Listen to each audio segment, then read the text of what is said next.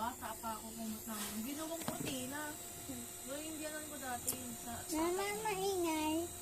Kaya nagalit din ako. Ayoko nang ganun. Okay, kailangan mo din naman kurtina. Ay, sa'yo yung hindi ginagamit. Ayoko din naman ano. Kaya ano nandun kami. Di ba, hindi ko lang yung ayoko talaga. Sabi ko, kaya sila mag-sarili. Sabi nila, magpapalit pa rin yung kasama ni Ina na ano.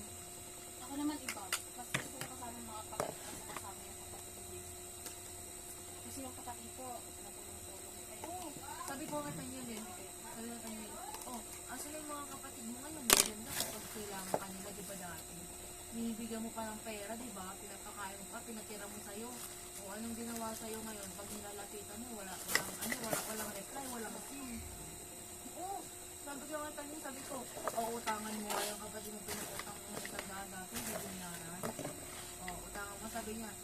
Nag-chat yan, i-chat kasi si Tanya, pwede makautang sa tandaan. Kasi nga, yung